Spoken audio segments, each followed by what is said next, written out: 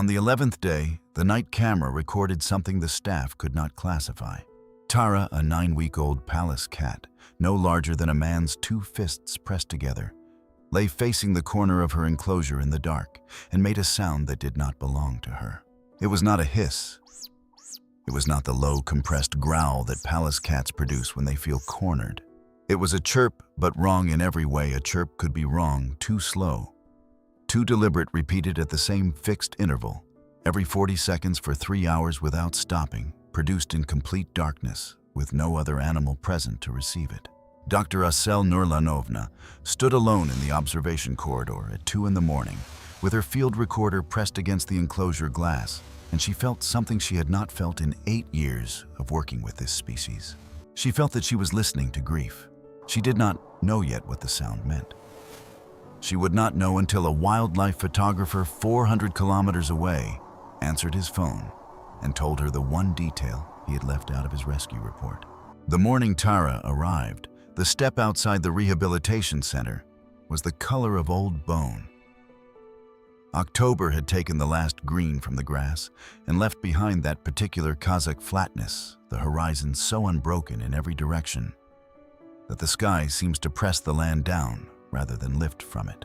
Dr. Asel Nurlanovna had spent 8 winters at this window, and she had stopped finding it bleak somewhere around her 3rd year. It was simply the world her patients came from. She was 34 years old, and her specialty was Pallas cats, a choice that her colleagues in Almaty had received with the particular silence that means they think you are making a mistake. Pallas cats are among the most difficult animals in wildlife rehabilitation. They do not adjust to enclosed spaces on any predictable schedule. Their immune systems, calibrated for cold, dry steppe air, can fail catastrophically when exposed to the ordinary pathogens of an indoor facility.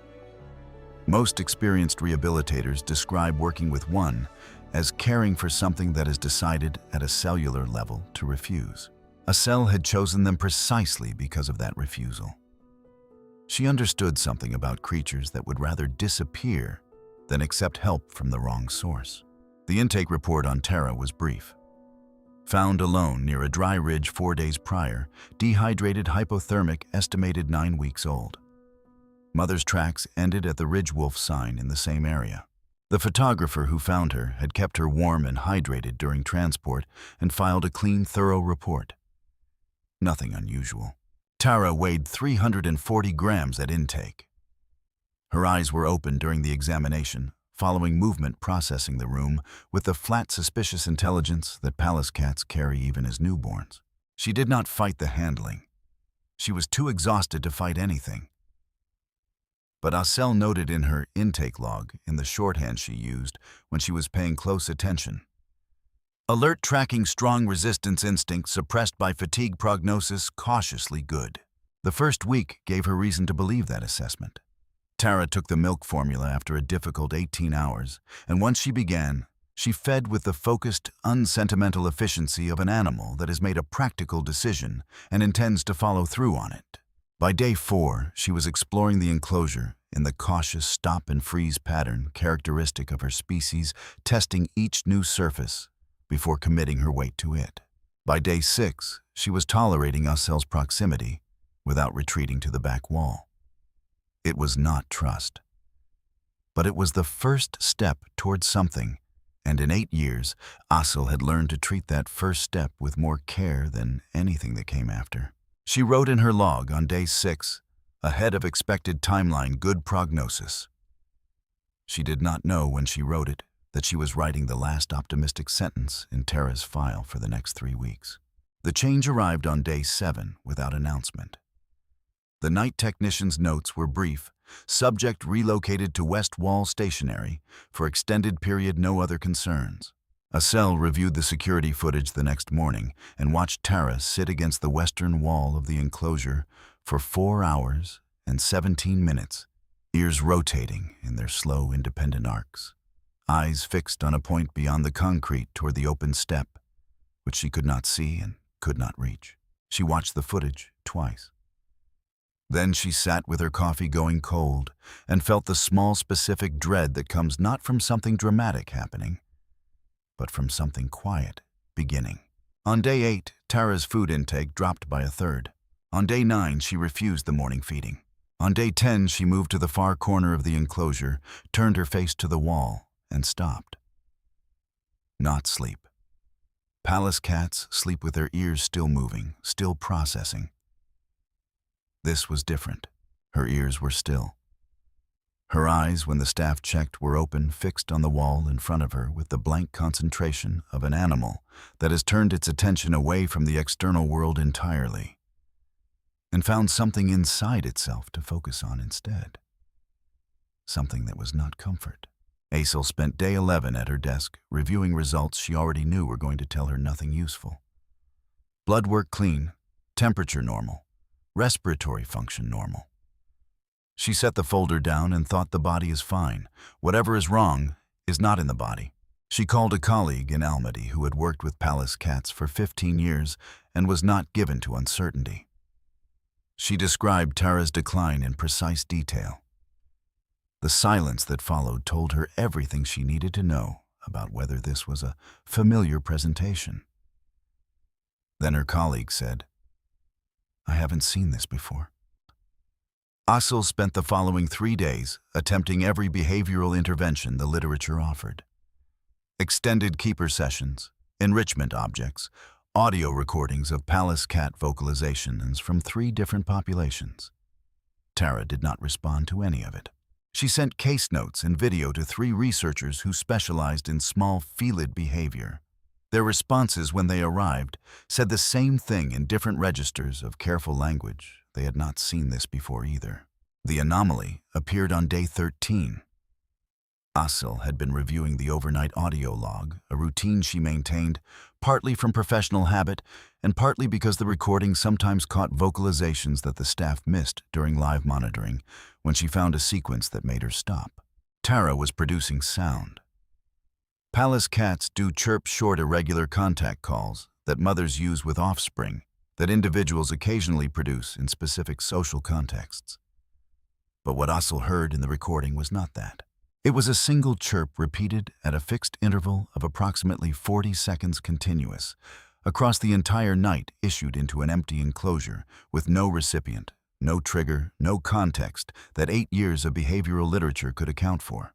She ran it through the center's audio analysis software. No match in the felid database. She listened to it 4 more times with her headphones on and the corridor empty around her. And each time she heard it, she felt more certain of something she could not yet put into words. That this was not distress vocalization, not territorial signaling, not any of the categories she had been trained to recognize. It sounded in a way she was not yet prepared to write down, like someone calling a name. On day 15, the center's director called her into his office. He was a careful man, not unkind, who had built the center over 20 years and understood that the work required making decisions that did not feel like decisions. He told her that if Tara's condition did not show measurable improvement within 72 hours, they would need to discuss other options. He did not say the word. He did not need to. Aysel drove home that evening on the road she had taken 10,000 times. And somewhere on the flat stretch between the center and town, she pulled over with the engine running and sat in the dark thinking about an animal the size of a paperback book that was dying in a corner and would not tell her why. She thought about the audio recording. Then she reached into the back seat for the intake file she had not opened since Tara's first week. She found the number for the man who had found her on the steppe. She called him. Eric Johansson answered on the 3rd ring. He was 54 years old and had been photographing wildlife across the Eurasian steppe for 20 years, and he had the voice of someone who had spent a great deal of that time alone. Not unfriendly, but economical, shaped by long periods in which there had been no one to talk to. And he had not especially minded. Aysel had spoken with him twice before briefly. He had struck her both times as a precise and responsible person.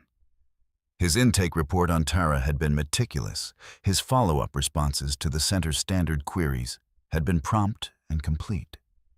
She had no reason in those previous conversations to look for anything she hadn't found. She explained the situation. She described Tara's decline without softening it, described the interventions that had failed, described the director's meeting and what it had meant. Then she held the phone close to her field recorder and played him the overnight audio. Eric Johansson did not say anything. She could hear his breathing steady, unchanged. The breathing of someone who has learned to keep his body still when his mind is working hard. "Play it again," he said. She played it again. Another silence. Once more. She played it a third time. When he spoke, something had shifted in his voice that she could not name precisely.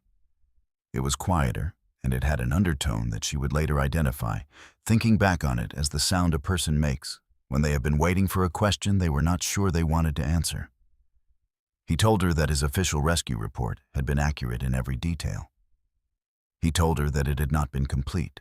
He had been on his 63rd day in the field when he found Tara deep into a solo documentation project that had taken him across 400 kilometers of steppe over the previous 2 months. His base of operations was a converted expedition vehicle, a setup he had refined over many seasons to include a darkroom and satellite communications, and enough storage for 6 weeks of provisions. He had left out of his report the fact that the vehicle also contained his 2 dogs. Taiga had been with him for 2 years, a Finnish Spitz male amber red, from his dense ruff to the tip of his curved tail, a breed developed in the boreal forests of Scandinavia for hunting at distances where the dog and the hunter might be separated by terrain, and the dog needed to hold position and communicate across space. They were vocal dogs. Finnish Spitz extraordinarily vocal, producing a range of sounds that people who encountered them for the first time often found surprising, not because the sounds were aggressive, but because they were so varied and precise, closer to conversation than to conventional dog vocalizations. Taiga had learned Eric's routines with an attention that still, after 2 years, struck Eric as something more than training. The dog understood the difference between days when the camera came out and days when it did not. He understood the difference between animals worth approaching and animals worth watching from a distance. He had a particular way of sitting when he was paying serious attention to something low and still chin dropped, slightly weight forward, that Eric had come to recognize as a signal more reliable than most instruments. Neva was smaller, 3 years old, a Volpino Italiano, white and dense-coated, and weighing just under 5 kilograms, roughly the size of a large rabbit, with the energy and investigative instincts of something much larger. She had come to Eric from a colleague in Gothenburg who had underestimated the breed's requirements, and she had adapted to steppe life with an enthusiasm that suggested she had been waiting for exactly this kind of space. She had a technique for approaching unfamiliar things that Eric had noticed early and never stopped finding effective. She would position herself at a fixed distance from whatever was new angle, her body slightly away, and become completely still and apparently uninterested, and then simply wait with extraordinary patience for the unfamiliar thing to decide she was worth approaching. He had watched it work on a juvenile Kazakh fox. He had watched it work on 2 separate photographers who had been uncertain whether his camp was welcoming. When he brought Tara into the vehicle that first evening, wrapped in his field jacket and placed in a shallow equipment box lined with his warmest fleece, Taiga was the first to respond. He did not approach. He crossed the vehicle to a position roughly a meter from the box, lowered himself to the floor, and became still. Not the stillness of disinterest, the particular forward stillness of Taiga paying serious attention. Neva approached the box, stood for 4 seconds, then walked to the opposite end of the vehicle and lay down with her back to the situation entirely. From inside the box, Tara's head turned. Her pale gold eyes fixed on the back of a small white dog who was demonstrating with complete commitment that she had not noticed there was anything in the box at all. Eric wrote in his field journal that night, "The cat is watching the dog, who is pretending not to watch the cat." He had not expected what happened next, which was that over the following 16 days, the 3 of them organized themselves into something he could not find a word for in either Swedish or English. Taiga became the constant. He did not attempt physical contact with Tara in those first days. He simply maintained his position close enough to be present, far enough to be non-threatening, and let that presence do whatever it was going to do. By the third day, Tara had shifted herself to the edge of the equipment box, oriented toward him. By the fourth, she had halved the distance on her own initiative. By the fifth, she was sleeping pressed against his side, her body rising and falling with his breathing, her face buried in the dense fur along his ribs. And Taiga lay with his eyes half open in the way he had when he was not sleeping, but was not concerned about anything either. Eric photographed it at 3 in the morning by the light of his headlamp and sat for a long time afterward, looking at the image on his camera's screen, a 9-week-old wildcat, the size of a paperback, tucked against a Finnish Spitz, as though she had always known where she belonged. Neva's approach was slower and stranger and more effective. She maintained her studied indifference for 4 full days, never seeking contact, never closing the distance, simply persisting in her presence at the edge of Tara's awareness. On the 5th day, Tara crossed the vehicle floor on her own and stopped 30 centimeters from where Neva lay. Neva did not look up.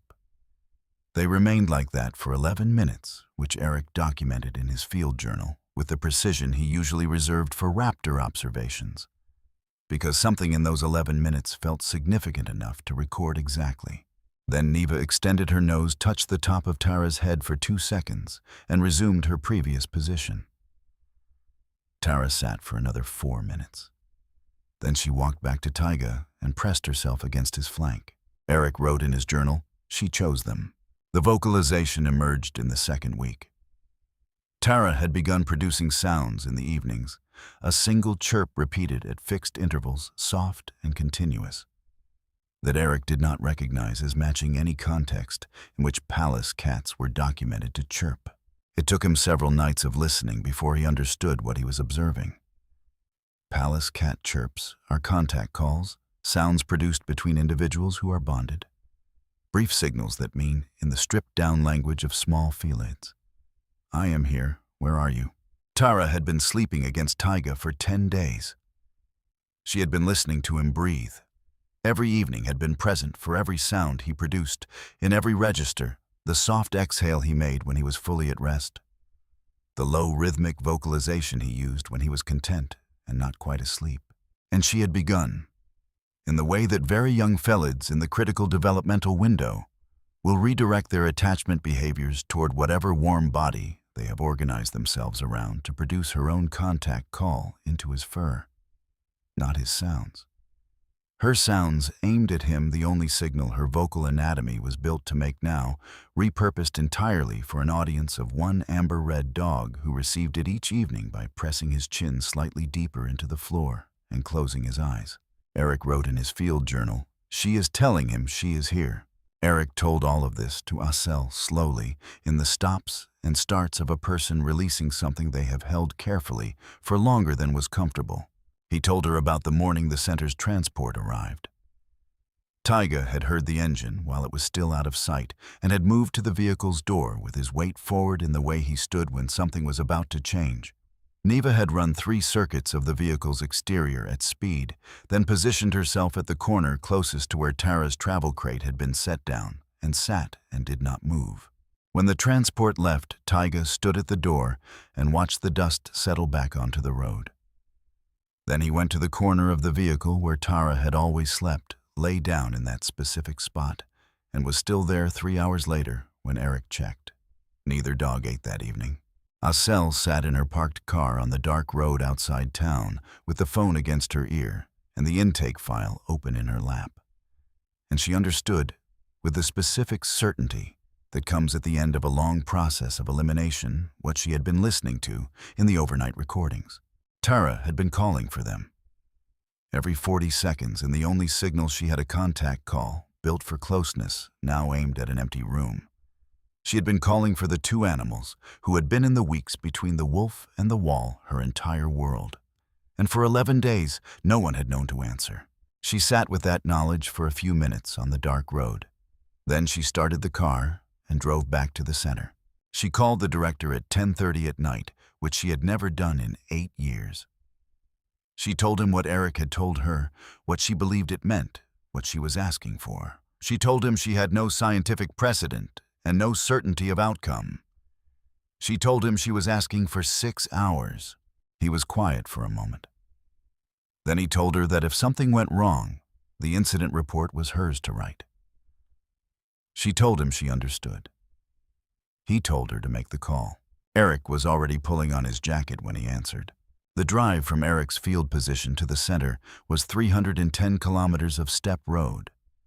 The kind of driving where the landscape does not change and time is measured by the fuel gauge rather than landmarks.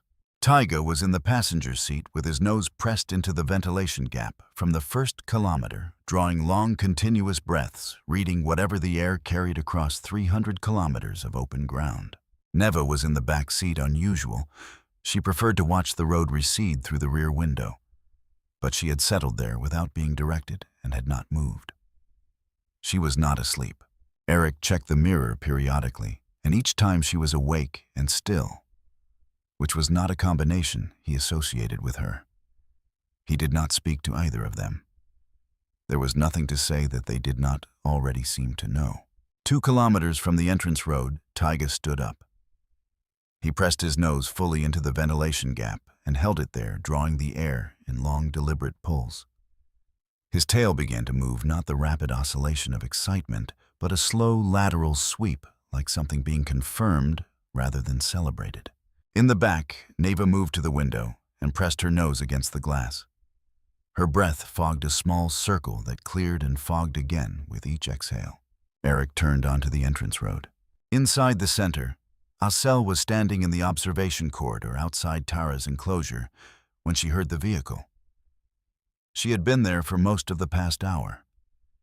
Tara had not moved from her corner in 4 days, her vital signs at a level the monitoring equipment registered as alive. But that looked through the reinforced glass like something further along that continuum.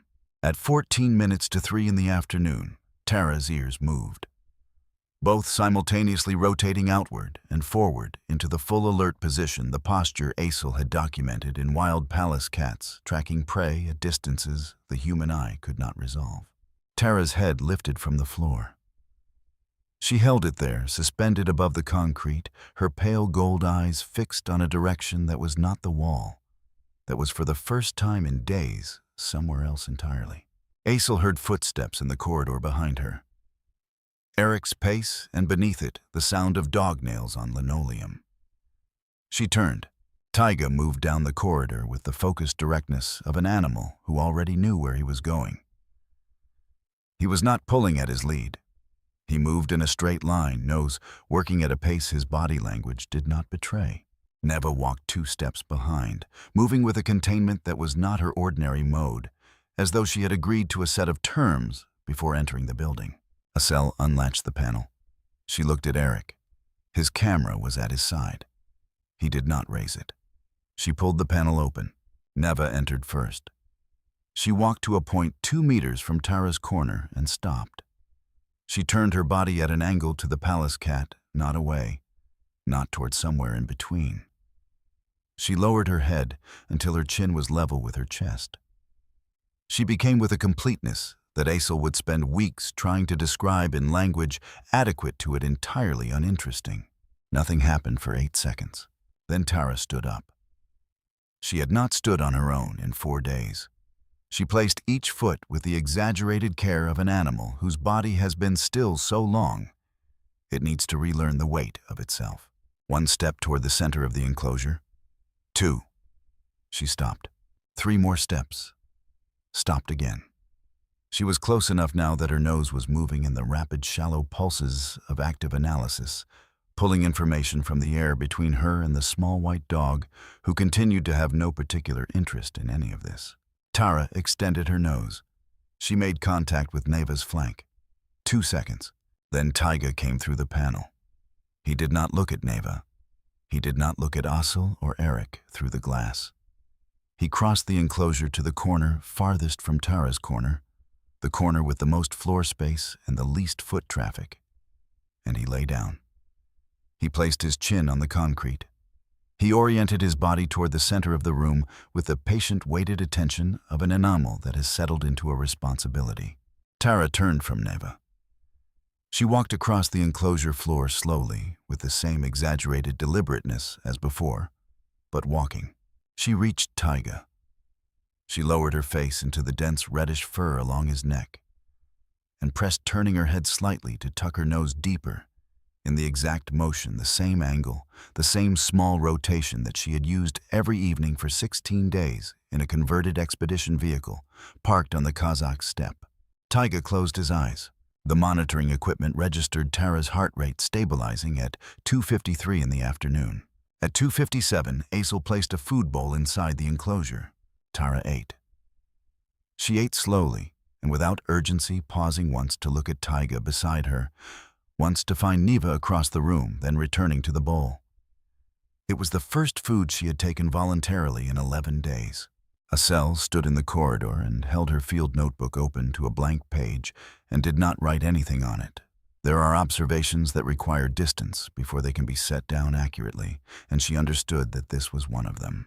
In the months that followed, Eric found a guest house 20 minutes from the center with a yard large enough for 2 dogs. Taiga and Neva visited 3 mornings each week throughout autumn and into winter. And during that time, Tara reached her adult weight, learned to hunt in the center's controlled prey environment, and became, by every measure available to the staff, a healthy adult Pallas cat. She was not gentle. She was not tame.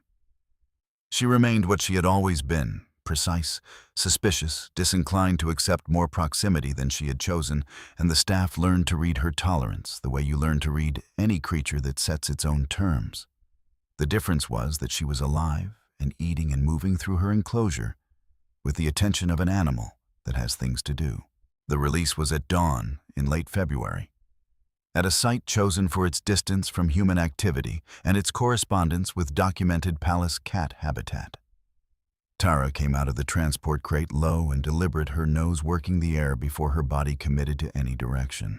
She moved into the grass without pausing. She did not look back. Wild animals, when they are ready, do not perform their departures. They simply go because the going is the whole point, and everything that made it possible is behind them now. Taiga stood at the edge of the release zone with his nose raised, tracking her through the grass by scent long after she had disappeared from sight. Neva sat beside him. For once, she was completely still. Eric stood behind them with his camera at his side. He did not raise it. There are moments that don't need to be recorded to be kept. The GPS collar transmitted data for 8 months. Her range was consistent with healthy Pallas cat territory.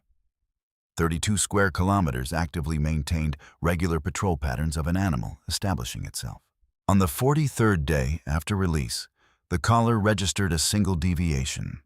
She traveled 6 kilometers west of her established range to a dry creek bed near the site of Eric's former field station, a place she had never been, a place she had no documented reason to visit. She remained there for 4 hours. The research team marked the deviation as unexplained. Aisel looked at the coordinates for a long time before she wrote anything in the margin. What she wrote was not a scientific explanation. It was just the thing she believed to be true. That a Pallas cat, a species whose entire survival architecture is built around needing no one, around the principle that solitude is not loneliness, but simply the correct way to exist, had traveled 6 kilometers across unfamiliar ground to stand near the last place that smelled like the 2 animals who had once decided without being asked to stay close to her in the dark. Then she turned east and walked back into her range and did not deviate again. She did not need to. She had remembered what she needed to remember, and now she could carry it without returning to it. The way we carry the things that made us into whoever we became. Not as a weight or an obligation, but as the part of ourselves that knows when everything else is uncertain. What warmth feels like and where it came from.